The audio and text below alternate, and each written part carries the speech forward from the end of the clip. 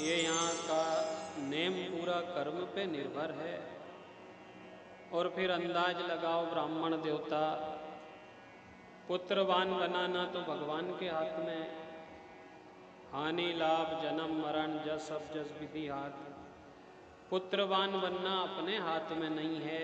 बारात अच्छी अपन लगा सकते हैं, ब्याह अपने मन पसंद का कर सकते हैं, आने जाने वालों का स्वागत अपने ढंग से कर सकते हैं, पर संतान देना नहीं देना तो उसकी इच्छा है।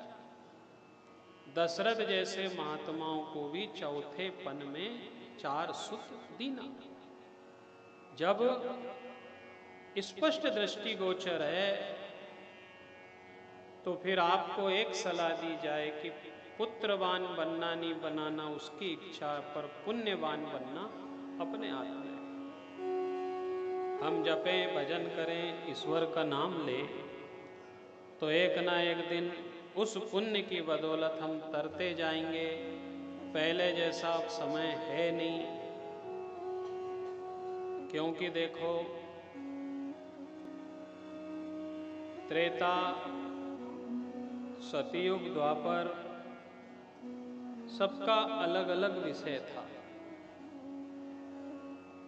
कभी कभी हम समाज में बात करते हैं कि देखो ये हमारे बाप दादे के हाथ का मकान बना है, आज के समय में तो ऐसी लकड़ी देखने को नहीं मिलती। हमारे पूर्वजों के हाथ की रकम है, हमारे बाप दादे के समय की ये कोठी रखी हुई है, अब कहाँ देखने को मिले। तो हम अंदाज लगाएं कि पहले के जमाने की लकड़ी नहीं मिले, लोहा नहीं मिले, रकम नहीं मिले, तो पहले के जमाने की संतान अब कहाँ मिल जाएगी। अब तो संभव नहीं है। ये जो आज अपने हाथ लगी है ना साहब, ये सब छठी छटाई है। कभी कभी ये भी होता है कि बाजार हाट भराता है, साग बाजी आती है, लोग लेने जाते हैं। अब पैसा वाले पूंजी वाले बड़े बड़े लोग सुबह से जाके अच्छा अच्छा सामान ले आते। कोई गरीब आदमी रहे जो दिन भर मेहनत करता है,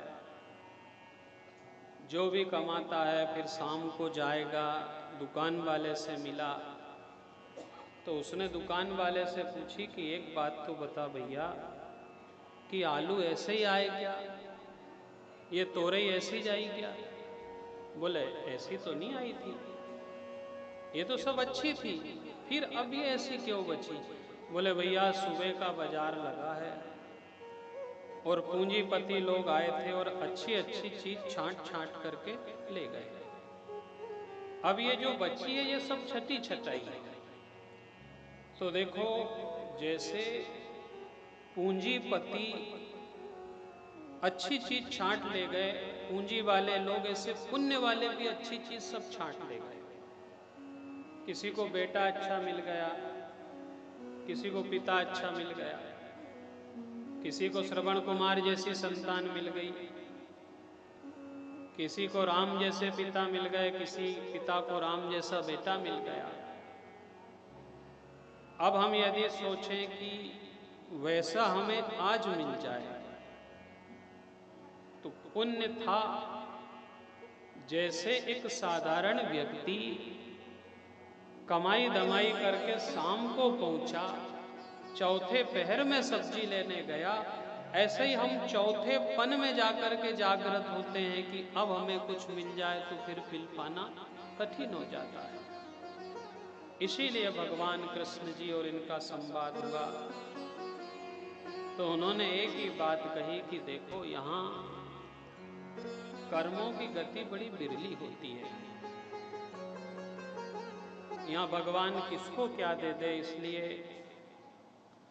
अब यह समय नहीं रहा। फिर भी ब्राह्मण देवता के पास जिद रही कि आप जो भी देना चाहते हैं मैं आपके पास आया हूं तो कुछ तो दो मुझे। गए जाकर के उन्होंने एक फल दिया और एक बात कही कि देखो ब्राह्मण देव आपके भाग्य में तो है नहीं, पर मैं अपने पुण्य से तुम्हें दे रहा हूं। पुण्य के बदले एक फल दिया और कह दी कि धर्म पत्नी से कहना कि नेम संयम से रहे, हिसाब किताब से खाए पिए, और समय के उपरांत भगवान की कृपा से तुम्हें संतान की प्राप्ति होगी। धर्म पत्नी के पास ब्राह्मण देवता ने उस फल को ले गए तो वह भी इनसे ज्यादा कर्कशा स्वभाव की थी। कोई पड़ोस की मुंह बोली बहन के पास गई, उससे पूछा तो उसने भी सारी बात बताई कि देख बहन, मामला ठीक नहीं है, प्रसव पीड़ा भी होगी, बाल बच्चे का कष्ट भोगना पड़ेगा, ननंद जेठानी परिवार के लोग आएंगे, सामान भी उठा के ले जा सकते हैं, तो ऐसे में तू मेरी बात मान, क्यों ये सब झंझट में पड़ी है। मेरे कोख से एक बाल बच्चा होने वाला है, जब समय आएगा तब मैं तुझे दे दूंगी। तू जब तक इस प्रकार से वेश बना करके रख कि किसी को पता नहीं चले, और ये फल ले जा करके गाय को दे दे। अब भाग्य में था नहीं सुख, तो देखो भगवान ने कैसा दिया। समय बीता और जो पड़ोसन के यहाँ से बेटा लेकर के आई वह सिद्ध कर दिया कि ये भगवान की कृपा से ये पुत्र हुआ है मुझे। अब ब्राह्मण देवता भी प्रसन्न है कि बड़ी प्रसन्नता की बात है। थोड़े दिन बाद समाचार आ गया कि ब्राह्मण देवता, आपने जो गाय पाली थी उसने भी बड़े सुंदर बछड़े को जन्म दिया है, केवल उसमें इतना सा अंतर है कि पूरा शरीर तो पुरुष की भांति है, केवल कान उसके गऊ के कान जैसे है। तो दूसरी प्रसन्नता व्यक्त करी कि देखो भगवान की बड़ी कृपा है। एक समय में गाय पालता था तो वह भी बछड़ा नहीं देती थी, आज भगवान की कृपा से मुझे दोनों तरफ से सुख मिला है। प्रसन्नता से दोनों के नाम रखे, गौकर्ण और धुंधुकारी रखा। गौकर्ण तो बड़ा भगवान का भजनानंदी था, पर धुंधुकारी का स्वभाव अच्छा नहीं था। बचपने से लड़ाई झगड़ा, संत ब्राह्मणों को कष्ट देना, ना जनेऊ रखना, ना चोटी रखना, ना तिलक लगाना, ना कोई वेद वेदांतों का अध्ययन करना। मन ही मन ब्राह्मण देवता बड़े दुखी। एक दिन कहीं समझाने आ गए तो अपशब्द बोल दिया कि पिताजी अब कभी आपने समझाया तो मैं ये भूल जाऊंगा कि तुम मेरे पिता हो और मैं तुम्हारा पुत्र हूं। इसको अपनी भाषा में क्या कहें, जीते जी मुखाग्नि दे देना। मुंह में अब शब्द भर के यदि पुत्र पिता को बोल देता है तो इसका अर्थ क्या हुआ, आगे जैसे शब्द बोले तो मुखाग्नि हो गई। अब मरने के बाद अग्नि देने की जरूरत क्या है। समय बीता, बात समझ में आई कि उस ब्राह्मण देवता ने ये बात अच्छी कही थी, और ये बात इसलिए अच्छी कही थी कि वास्तव में ये संतान, पुत्र, परिवार ये कहीं से कहीं तक साथ नहीं देगा। ऐसे में उन्हें ब्राह्मण देवता ने निर्णय लिया और श्रीमद् भागवत कथा का 10वें स्कंद उत्तरार्ध का पाठ किया। उसी स्थान पे गए और अपने जीवन को समर्पण की ओर ले गए, विराम दिया। समय बीता और एक दिन 5 वेश्याओं के साथ रहने लगा। इन वेश्याओं ने भी एक दिन निर्णय लिया कि रोज रोज राजाओं के घर चोरी करता है, लड़ाई झगड़ा करके धन लूटता है, उसके साथ ये हमारा भी भरण पोषण करता है। किन दिन इसे राजा दंड देगा तो इसके भागी हम भी बनेंगे, तो क्यों ना इससे सब धन छीन लिया जाए और इसे मार दिया जाए।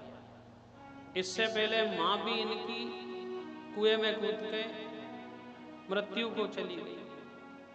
एक दिन ऐसा आया कि ऐसी अकाल मृत्यु हुई कि इसे अधोगति में पड़ना पड़ा। और अधोगति में भी कैसा पड़ा कि गौकर्ण तीर्थ चला गया, भजन पूजन करने लगा। एक महात्मा के पुण्य का फल था। एक दिन लौट करके वापिस परिवार में आए।